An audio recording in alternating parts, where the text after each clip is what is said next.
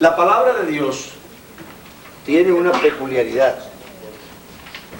La palabra de Dios es poderosa, es eficaz, es más cortante que toda espada aguda de 2 filos, etc. Pero vean lo que dice la Biblia: no me avergüenzo del Evangelio, porque es poder de Dios para salvación a todo aquel que cree. Es decir, que no es poder para salvación a todo el mundo, sino al que cree. La palabra de Dios tiene la peculiaridad que usted debe creerla. Abraham se hizo famoso y se llamó el padre de la fe, porque Abraham le creyó a Dios. No es porque tuvo fe para esto o aquello, sino básicamente porque le creyó a Dios. Dice, no, es que por fe salió de la tierra. Claro, porque le creyó a Dios. A un lugar que desconocido, porque Dios le dijo que había un lugar bueno allá y él salió para allá. Entonces, lo básico que nosotros tenemos que hacer con la palabra de Dios es creerla. Desgraciadamente, nosotros a veces tendemos a creer que hay que ayudar a Dios, echarlo ayudadita. Esto es bueno, pero... Y el pero a veces es más grande que la razón que se ha dado. Y con eso justificamos a veces nuestra incredulidad. Estos hombres aquí, lo hemos dicho muchas veces, estaban yendo en contra de su propia experiencia, de su propio conocimiento. Porque Pedro y los demás que eran pescadores tenían toda una tradición de pescadores. Yo viví en el Canadá, en un lugar que se llama McNamee, y McNamee está a la orilla del río Miramichi, y por ahí suben todos los salmones que vienen del mar a desaguar arriba. Entonces allí hay unos guías de pescadores que vienen expresamente los turistas a pescar salmón, y el guía es para decirle dónde está el salmón, pero al turista le permiten pescar un salmón al día. Entonces el turista lo lleva aquí y ahí no hay. Entonces pues dice, parece que no es por aquí, pero vayamos más allá, que a veces ellos se reúnen por aquí y ahí no hay. Y lo entretiene porque lo está pescando y tirando, y entonces lo lleva 3 o 4 partes, el paisaje es bonito, y cuando lleva llegando por ahí las 3 y media de la tarde, lo lleva donde están los peces, saca uno y ya. ¿Es que la ley no permite más? Entonces el hombre disfruta la pesca el día, pasaba aquí de vuelta al sol, mirar el río y todo.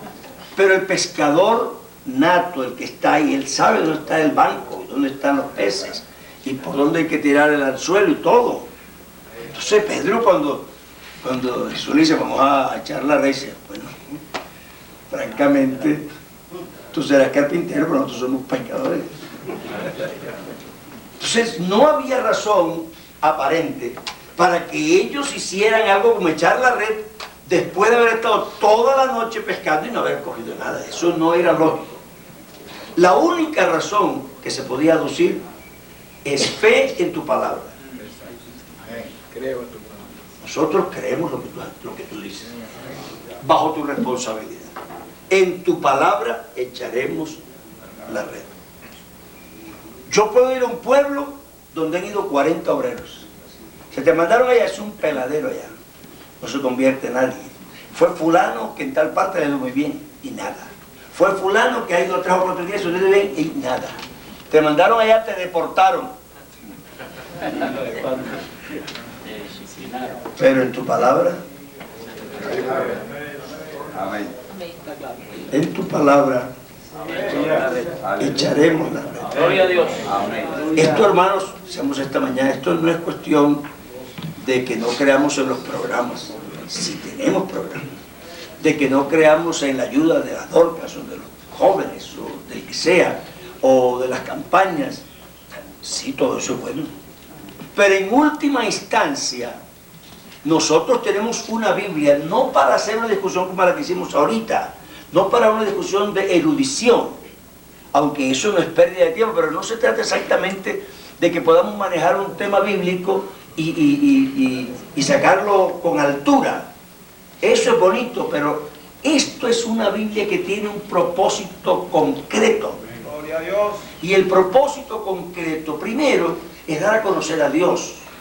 Segundo, es salvar a la humanidad. Y tercero, es que nosotros aprendamos a adorar a Dios. Entonces, todos los demás conocimientos están muy bien, pero tenemos unos propósitos seguros. Entonces, en tu palabra echaremos la red.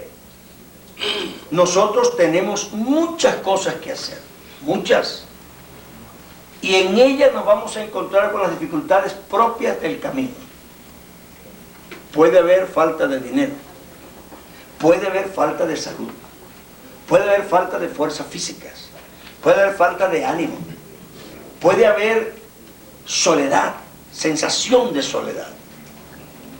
Bueno, yo necesito resolver estos problemas reales, pero necesito fe en la palabra, porque solamente la palabra de Dios me va a dar a mí las bases reales para que yo me mantenga firme y andando. De otra manera, caeremos en lo que todas las iglesias han caído. Programas, sea de radio, de televisión, programas sociales, programas de todos los tipos. Y a nosotros a veces hasta nos causan un poquito de envidia. Bueno, es que todo el mundo vea, tienen televisión y nosotros nada. Y ya compraron 2 emisoras y nosotros nada. Y yo le digo, y nosotros tenemos 2.600 iglesias y ellos nada.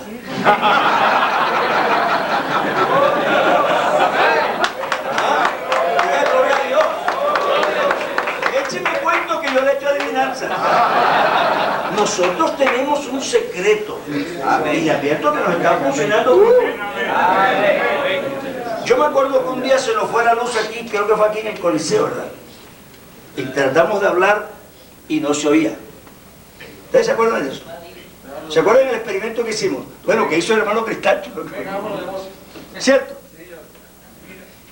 Esa cadena humana de proyección del mensaje es la más efectiva. No es la televisión, ni es la radio. El contacto personal humano, el calor humano no se reemplaza con ninguna bombilla, aunque las bombillas son buenas. Nosotros lo que tenemos es que tener fe en la palabra. Cuando yo me paro aquí detrás del púlpito a predicar, yo tengo la autoridad de la palabra. Y yo sé que cuando yo suelte mi mensaje, no importa la dureza, no importa la dificultad, es un tremendo martillo que va a caer sobre el corazón pedregoso de alguno y lo va a hacer añicos. Tengo fe en la palabra. Cuando termino de predicar, llamo a la gente que se arrepiente y sé que van a venir. Yo sé eso. Si no lo sé, entonces no te pares a predicar. Porque la palabra funciona en la fe, en la creencia. Nosotros necesitamos tener fe. A veces no queremos enfrentarnos a eso. Moisés no se quería enfrentar. Moisés prefirió arrodillarse ahora. Y Dios le dijo, ¿hasta cuándo? Levántate y extiende la vara. Levántase y obedézcame. Entonces uno quiere pasarse el rato pidiendo, cuando ya pidió, ya tiene palabra de Dios, y lo que tiene es que actuar. Pero hay que creer lo que Dios ha dicho. Dios nos ha dado palabra firme. Su palabra es estable. Él no va a cambiar. Necesitamos tener fe en la palabra. Ahora bien, no es fe en nuestra versión de la palabra. ¿Sí crees usted? Sí. Gracias, porque esta mañana no tenía. Ustedes se dieron cuenta que no me lo tomé. No tenía azúcar. Yo para los enfermos. Fe en la palabra real de Dios, no en nuestra versión de la palabra. Porque increíblemente nosotros tenemos nuestra propia versión de la Biblia. Vea, uno está leyendo y no sé, uno la cambia. La cambia, cambiada. Aleluya, aleluya. Los que esperan en Jehová. Pero no dice en, ¿verdad? Entonces. Y uno lo corrige, pero la gente sigue diciendo. Todo lo que respire. No dice de todo lo que respire. Es un verbo, tipo verbal totalmente distinto a todo lo que respira. Uno es una hipótesis y el otro es una realidad. Nosotros tenemos versiones particulares de la Biblia y tenemos interpretaciones particulares y por eso no nos está funcionando a veces. Primero, no tenemos que ayudar a Dios a decir lo que Él dijo porque Él tiene suficiente capacidad para decir claramente lo que quiere decir. Si Él ha dicho blanco, es blanco. No diga no, lo que pasa es que en esa época el color no existía. Entonces quiere cambiar.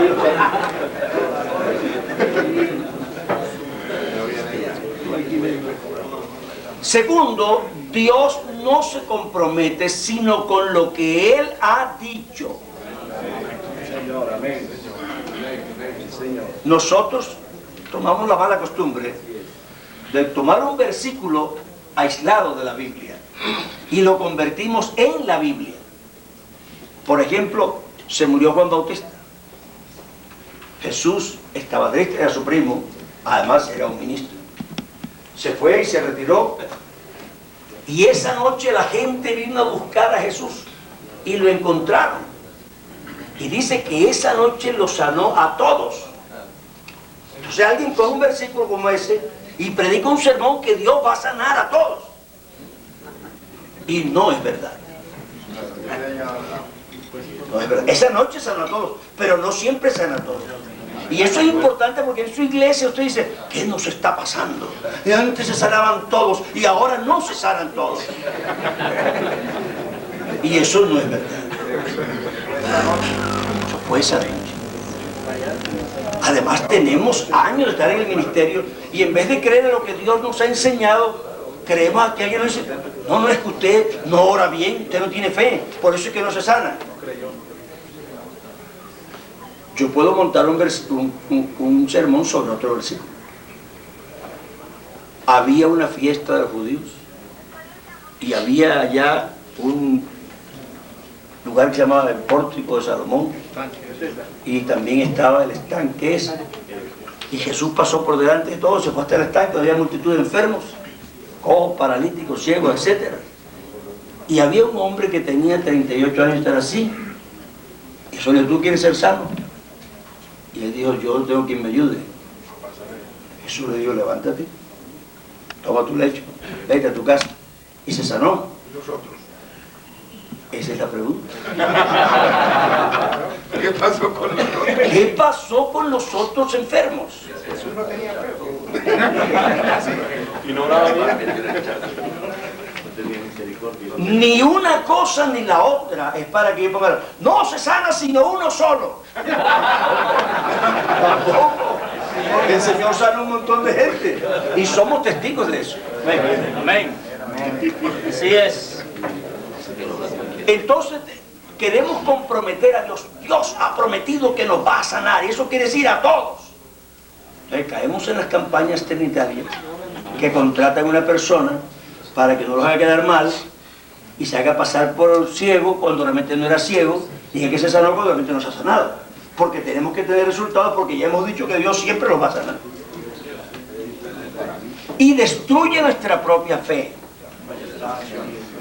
porque hacemos una versión particular de la Biblia.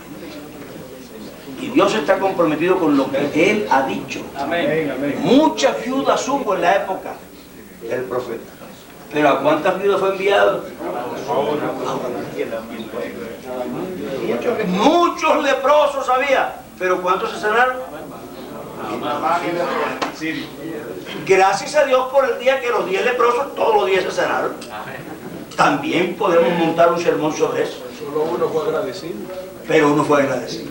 Entonces, hermanos, nuestro problema es que hacemos una versión particular de las verdades bíblicas. Y esto no, yo no tengo ningún compromiso de que sea así o que sea así. Si es así o así o así, yo me comprometo con lo que diga la Biblia y ya, yo no tengo ningún problema que sea una cosa o la otra.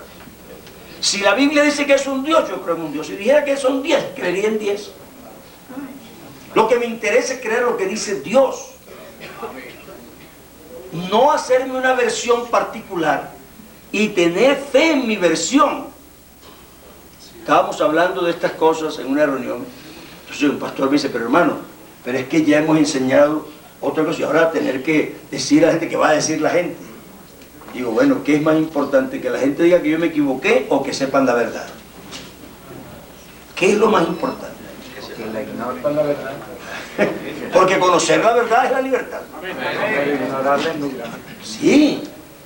Yo recuerdo, hablando con el hermano Campolías en la reunión que oímos todos esos cassettes, él llegó un momento en que dijo, bueno, yo acepto que Jesucristo es Dios. Yo le dije, hermano, ¿usted estaría dispuesto a ir a Bucaramanga y un día predicando y decir, hermano, yo enseñé esto y esto, pero realmente me equivoqué? Realmente es así. No, ¿qué voy a hacer yo eso? Entonces uno se compromete con una versión de la verdad y por orgullo propio decide que no va a dar marcha atrás. Y entonces uno quiere forzar a Dios con otros métodos a que sea efectivo, corroborando la versión de la verdad que yo predico cuando me estoy saliendo. Y entonces quiero forzarlo con imprecaciones y con obligaciones. Dios no necesita que lo forcemos porque Él está comprometido voluntariamente con lo que ha dicho. Amén. Pero con lo que ha dicho Él. Amén. No con lo que diga yo. Dios tiene compromiso de cumplir su palabra. Entonces, si una persona profetiza solo libremente porque él quiere profetizar y dice algo que no está de acuerdo con la palabra, entonces, ¿cómo quiere que Dios se comprometa con eso? Yo hablaba con uno de estos de los santos últimos días, ¿no? Los mormones. Él me dice, no, pero es que a José Smith se le presentó un ángel. Digo, no lo dudo. Posiblemente se le presentó. Y le dio unas láminas de oro. No lo dudo. Puede ser que le dio unas láminas de oro. Eso no tiene nada de raro. Lo malo que le pasó a José Smith es que no le creyó a Dios. Dios dijo, si un ángel del cielo se te presenta y predica otro evangelio, maldícelo. No lo adores, no le recibas eso. Ese es el problema. Hay que creerle a Dios. Si se me presenta aquí un ángel bonito, espectacular, puede ser. Y me dice una cosa, puede ser, pero enseguida le voy a poner la Biblia al lado. A ver si siquiera está con la versión de Reina Valera. La 60. O siquiera con la revisión. Pero que yo no puedo creerle porque se me aparezca aquí, ya porque él me dice una cosa, se la voy a creer. Ni a él, ni a un ángel del cielo, ni uno que se disfrace, ni uno que parezca, ni uno que hable. No, nosotros creemos la palabra. Fe inquebrantable en la palabra de Dios es lo que nos va a dar los resultados a nosotros. Amén. Una vez salí yo del colegio, iba a hacer un culto ahí cerquita donde estudiaba, se llama el barrio Loma Fresca. Entonces pasé por una casa, una hermana me llamó, era una hermana que me ayudaba a testificar porque estábamos en el área. Hermano Álvaro, veas que él tiene unas pocas preguntas eso, que la evolución y no sé qué, y yo de eso no sé, pero ya que pasó usted, era un universitario, pues está ahí cruzando la calle de la Universidad Atlántica. Entonces me habló de la... No, es que yo creo en la evolución. Y bueno, mira, yo no tengo mucho tiempo porque voy a hacer un culto y ya casi la hora, pero te voy a decir una cosa. Como tú crees en la evolución y en la ciencia, y por tanto tienes que fundamentar tu fe en experimento. Yo te voy a dar a ti 50.000 años. Me voy a sentar aquí y te voy a esperar 50.000 años para que tú me traigas un ser que pase de un estado a otro. No hay problema, yo te espero 50.000 años, te voy a dar. Como yo no creo en la ciencia, en la evolución, pues yo no necesito experimento. Yo creo en la Biblia y tengo fe ya. Así es de sencillo. Dios me dice a mí que hizo el universo, yo le creo. No pongo en duda eso, no necesito probarlo ni quitar la prueba porque yo creo eso. Pero te voy a decir otra cosa. ¿Cuándo una fórmula es verdadera? Supón tú que tú me dices a mí que con 2 porciones de hidrógeno y una de oxígeno, puestas a cierta temperatura, a ciertas atmósferas de presión, en ciertas condiciones, yo voy a tener agua. Y yo voy al laboratorio y pongo todas las condiciones que me dice la fórmula. Y veo que me salen las gotitas de agua. ¿La fórmula es verdadera o es falsa? Dice, no, si usted les acabó, tiene que ser que es buena. Digo, ¿y por qué es buena? Porque da lo que dice que va a dar haciendo lo que dice que se tiene que hacer. Digo, precisamente. Tenemos aquí en esta Biblia una fórmula. Me dice que predique. Que los que creen se transforman, que cambian la vida y que hablan en otras lenguas. Hemos puesto la fórmula 100.000 veces en el laboratorio y cada vez hemos tenido los resultados. ¿Es buena o es mala? Diga gloria a Dios. Nosotros tenemos una fórmula que está probada. La hemos llevado al laboratorio 40.000 veces. Y 40.000 veces, con sorpresa y alegría, hemos visto que es verdad. Es verdad. Vamos a creer la palabra. Vamos a tener fe en la palabra. Vamos a creer lo que Dios ha dicho. Vamos a saber que Dios está comprometido con lo que ha dicho y no más que con lo que ha dicho. Yo no puedo decirle a Dios ahora que porque Él me sana, yo no me voy a morir.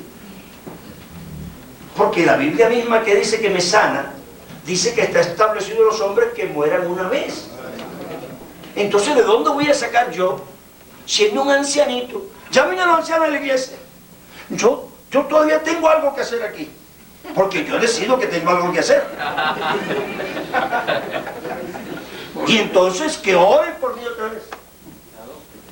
Entonces resulta que nosotros, el día que se murió el viejito, salimos tristes. Anda, ¿qué pasó? ¿Qué pasó? Lloramos para que no se pasó? ¿Qué pasó? Tenemos que buscar más a Dios. Se nos murió el anciano. ¿Pero qué quiere usted que no se muera el anciano? ¿Qué haríamos en este mundo con todo el mundo vivo? Y naciendo a la velocidad que están naciendo. Y si no se muere, no hay resurrección. Entonces, nosotros tenemos que saber que Dios sí nos sana. Me decía hermano Stairs, Alba, Dios nos sana hasta la última.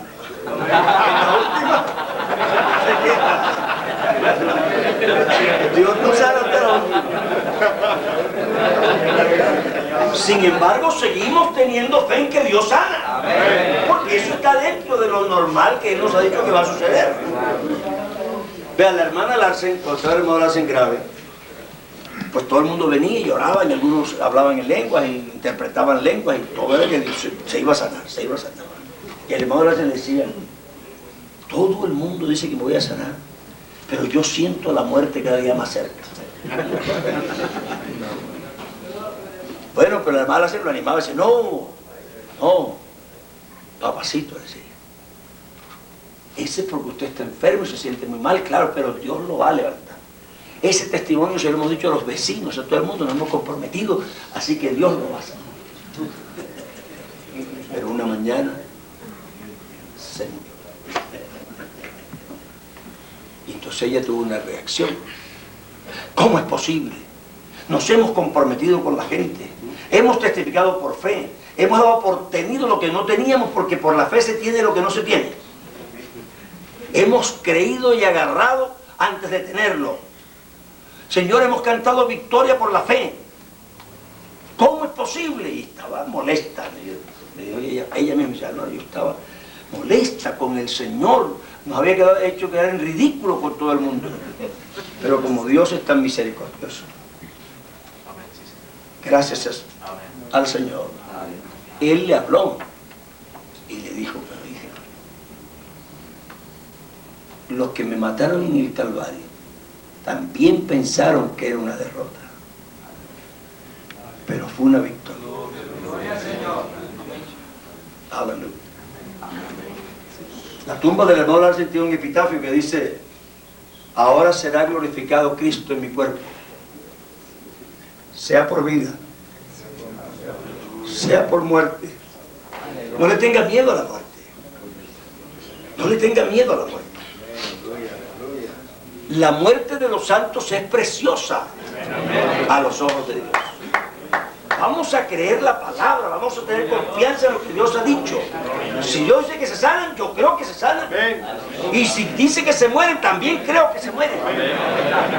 Y si dice que se resucitan, también creo que se mueren. Y las tres cosas son verdad. Dios las hace. Tenemos una palabra poderosa. Y no es contradictoria, sino que hay unos procesos en la vida. Y mientras Dios ve que su plan de salvación y su proyecto va a salir adelante, Él hace funcionar todas las fuerzas del cielo cuando Él quiera. Así que nosotros tenemos una roca firme, tenemos un ancla maravillosa, tenemos una estabilidad envidiable. No tenga miedo. Tenemos la palabra profética más segura. Es la palabra que tenemos que aferrarnos como una antorcha que alumbra en lugar oscuro. Aleluya. Nosotros no podemos inventarnos nuestras propias teorías. A veces las teorías son bonitas, bien intencionadas, parecen verdaderas. Una vez estaba yo en el Canadá estudiando y se forman estas discusiones que teníamos hoy, precisamente como la de hoy más o menos. Entonces me dice uno, bueno, ¿hay conciencia después de la muerte o no hay conciencia después de la muerte? Sí hay.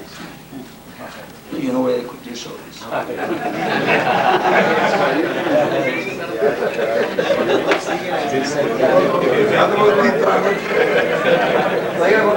Y entonces resulta que yo había estado diciendo lo que yo pensaba y lo que él iba a decir apoyaba lo que yo pensaba.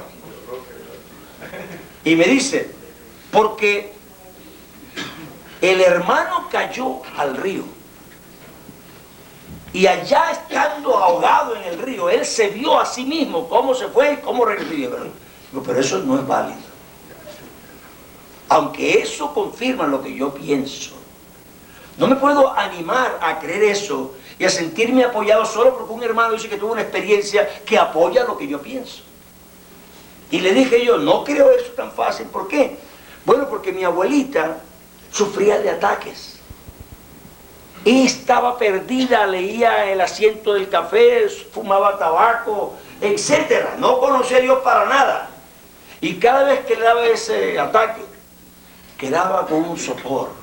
Y cuando volvía decía, ay, estuve en una tierra linda, con unos jardines. Y me escribía el cielo. Pero si se hubiera muerto en esa época, no hubiera ido al cielo. Ténganlo por seguro. Entonces, no podemos, hermanos, porque una cosa parece demostrar lo que a nosotros se nos ocurre, agarrarla porque esa sí me sirve a mí. Pero cuando otro llegue y me cuente otra cosa, entonces también es una experiencia.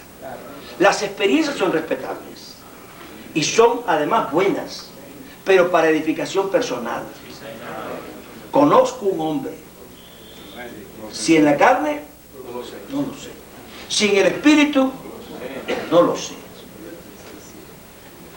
Esa era su experiencia personal. Y no se atrevió a definirla para que nosotros ahora no dijéramos, ah, no, es que el apóstol Pablo sí. No, él dijo, no lo sé. Lo dejó indefinido. ¿Por qué lo vas a definir tú? No, es que él dijo así. No te preocupes por qué lo dijo él así. Él sabrá por qué. Lo demás es pura especulación nuestra. Sencillamente no lo dijo. Tú tampoco lo digas. Ahí me ha pasado eso porque hasta con mensajes. Yo recuerdo que una vez estaba estudiando, encontré una cosa que, Dios mío, yo hablaba en lenguas y lloraba solo. Estaba tan feliz, apenas me den la oportunidad lo predico.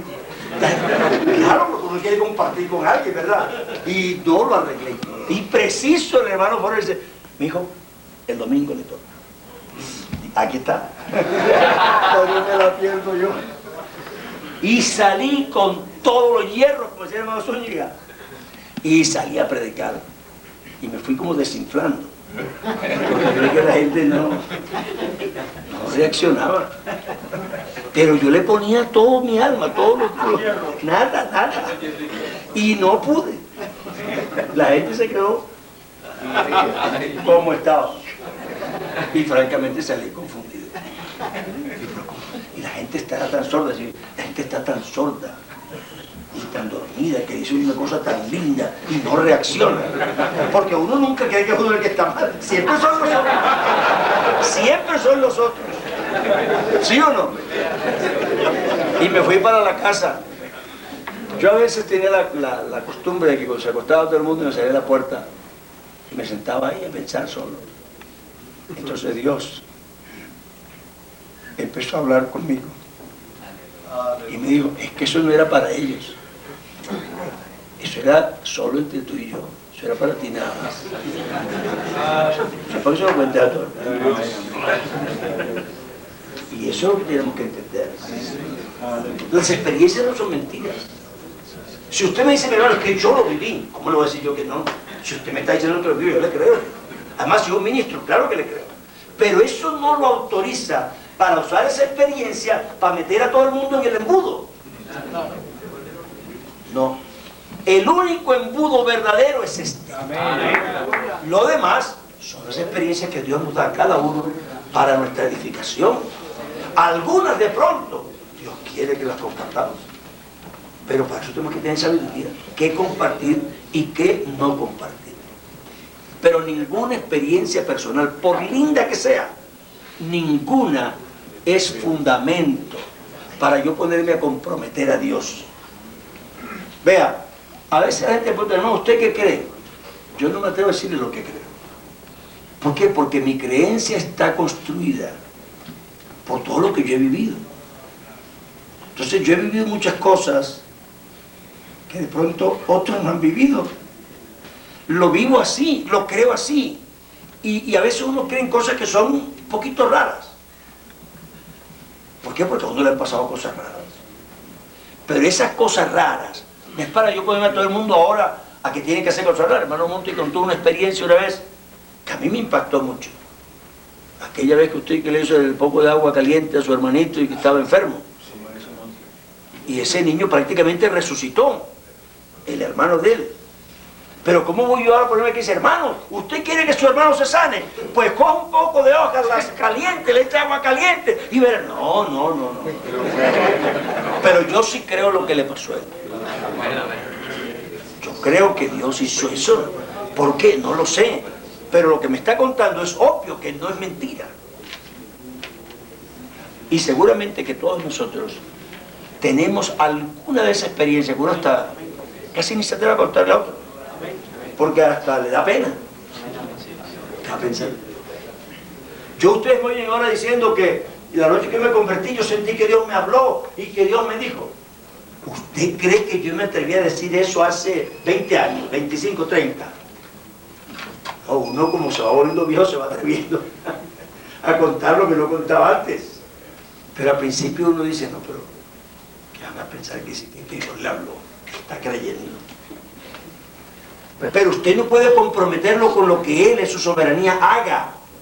Usted puede comprometerlo con lo que Él en su soberanía ha dicho. Eso sí está comprometiendo a Dios. Si Él me dice a mí que me va a resucitar, yo creo que me va a resucitar. Aquí podemos discutir que la primera, que la segunda, que la tercera, que la quinta, que la décima, bueno. Pero de que me resucita, me resucita. Porque Él dijo que me va a resucitar. Yo espero el bus. La resaca. Yo espero el bus. Resaca suena como cuando una persona se toma tus tragos. Le quedó la resaca. Vea, hermanos, yo escuché aquí unas terminologías muy técnicas, muy eruditas. Están bien, no las voy a criticar, pero quiero que ustedes entiendan que esas son terminologías de teólogos. No son verdad bíblica. Yo puedo tomar un proceso y puedo darle nombre. Y si me hago un hombre famoso, esa terminología puede quedar más o menos establecida en el argot teológico. Pero no quiere decir que son inconmovibles. No. Que en la posmesiánica, que en la premesiánica, que en la mesomesiánica. No está bien.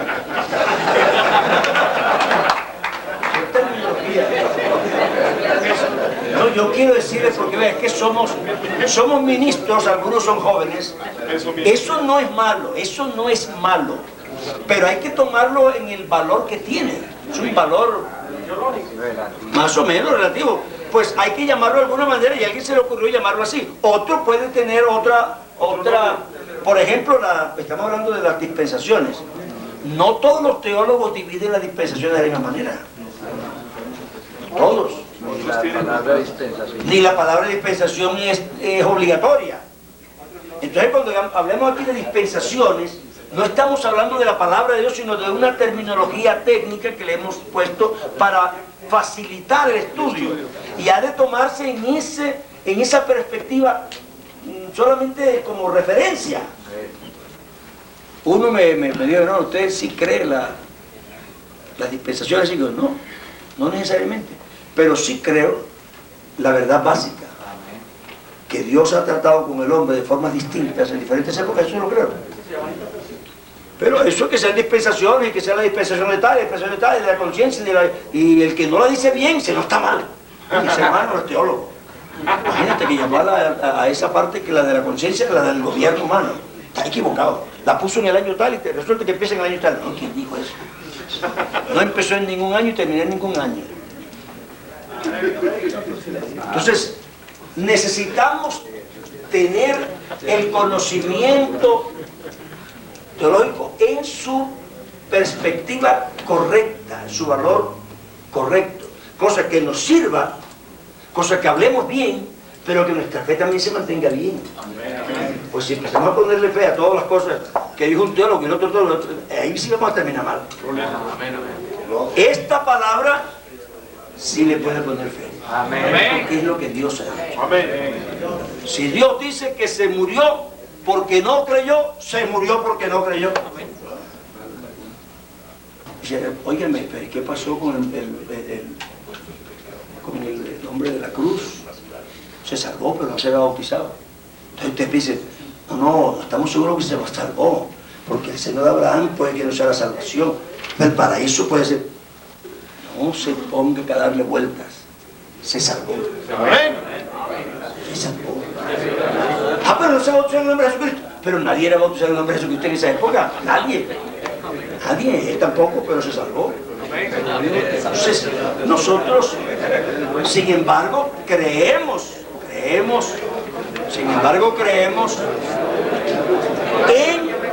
escuchen, creemos en la orientación del conocimiento. Y entonces sí es válido ponerle, hombre, en este periodo se le ha llamado así, por esta razón. Hay teólogos que lo ponen de tal fecha, más o menos hasta la otra. Otros lo colocan un poquito antes del nacimiento de Isaac hasta después. Pues no está bien.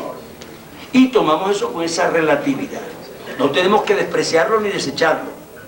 No estoy diciendo que se desprecie o se deseche, sino que lo tomemos en su justo valor. Lo único que hay absoluto en el universo es Dios y su palabra. Lo único. Lo demás, todo es relativo. Todo. Entonces, vamos a ponerle fe a la palabra. Si una palabra firme viene de Dios, se va a cumplir, nos va a dar resultados. Y sobre todo, hermanos, nosotros que estamos aquí somos ministros. Permítame que yo les diga lo último. Predique con fe. Un hombre me dijo a mí: ¿usted cree que va a fundar una iglesia aquí en España? Usted está loco. Yo le dije: bueno, yo primero no voy a fundar una iglesia aquí en España. ¿Verdad que eso sería una locura? Y dije: pero yo le voy a usted decir una cosa, con toda seguridad. Usted deme a mí un balcón, o deme un local, o deme un bus, o deme un parque, o deme el frente de una casa, o el pedazo de una calle, y permítame que yo abra este libro y lo predique, y yo le aseguro que habrá convertidos. Amén. Yo le aseguro. ¿Por qué? Porque creo la palabra. Y sé que la palabra es convincente y da al pecador el impulso para conocer a Dios.